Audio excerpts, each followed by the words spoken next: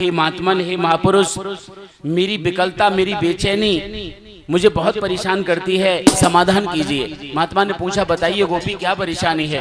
परेशानी ये है कि यदि मेरी आंखें भगवान गोविंद के दर्शन, कन्हैया के दर्शन 4-6 घंटे ना करें तो मेरे हृदय विचलित हो जाता है।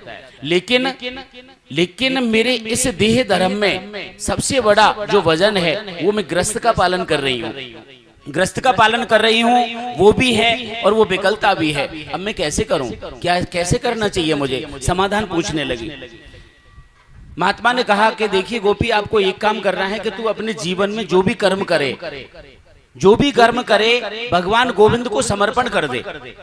उस कर्म को भगवान को समर्पण कर दे। उस कर्म को करने के बाद तुरंत कहे कृष्ण अर्पण। क्या कहना है? कृष्ण अर्पण, एक शब्द कहना है। और उससे तेरी विकलता शांत होने लगेगी, क्योंकि तेरे संपूर्ण कर्म परमात्मा को अर्पण हो जाएंगे। तू अपने देह धर्म का पालन करते हुए ग्रस्त धर्म का पालन करेगी और तेरी जो आत्मा का देह है वो परमात्मा के चरणों में पहुंच जाएगा। तू इस संसार में रहते हुए पूर्ण रूपेण तेरी आत्मा परमात्मा के चरणों में ही आनंद लेगी। ये यथार्थ है, ये शास्त्र का सिद्धांत कहता है। इसलिए तू जो भी कुछ कर्म करे और तुरंत कहा कर कि कृष्ण अर्पण। उस देवी ने ऐसा ही किया कि जब भी कहे, जब भी कोई कर्म कर रही है, कृष्ण अर्पण। हर अपने किसी कर्म को अर्पण कर दिया भगवान को।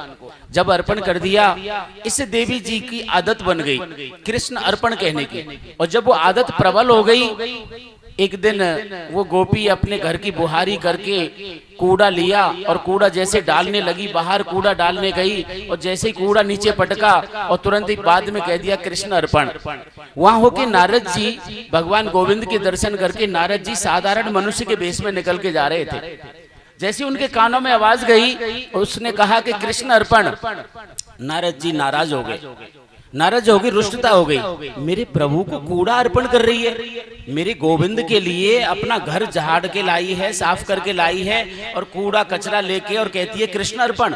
लेकिन वह देवी की तो आदत बनी हुई है, हर काम के बाद कहती है कृष्ण अर्पण।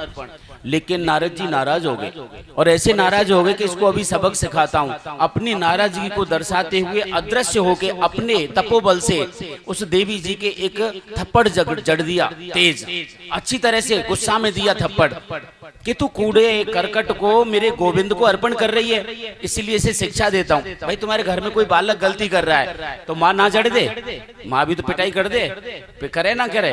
तो यही तत्व का फर्क होता है, तत्व का फर्क यही होता है। नारद जी ने जैसे ही थप्पड़ जड़ा तो तुरंत ही उसकी आदत बनी हुई है, जैसे ही थप्पड़ लगा तो तुरंत देवी जी कहने लगी कृष्ण अर्पण। वो थप्पड़ भी कृष्ण जी को अर्पण कर दिया। उनकी रुष्टता और बढ़ गई, नाराजगी। उन्होंने दोबारा फिर एक थप्पड़ जड़ दिया दूसरे गाल पे, फिर कह दिया कृष्ण अर्पण। अब तो अपनी शिकायत लेके विचलित हो गए नारद जी। नारद जी तुरंत शिकायत लेके भगवान गोविंद के पास पहुंचे और जैसे ही भगवान गोविंद के दर्शन करे तो एकदम विचलित हो गए, विचलित हो गए देख के। और विचलित होने के बाद कहने लगे कि प्रभु आपके इन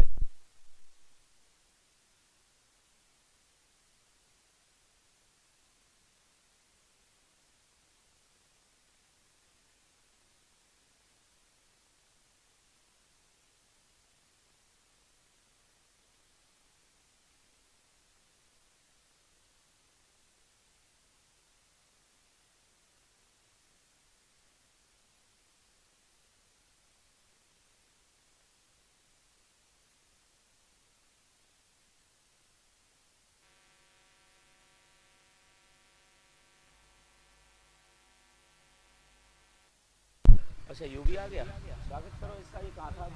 अच्छा, जय जय श्री राधे। यहाँ सुखदेव जी महाराज कहते हैं कि हे परीक्षित, यदि जीव के अंदर समर्पणता हो तो ऐसी हो। यदि इतनी बड़ी समर्पणता आपके पास है तो आपके जीवन का हर कष्ट को सुनने वाला परमात्मा है।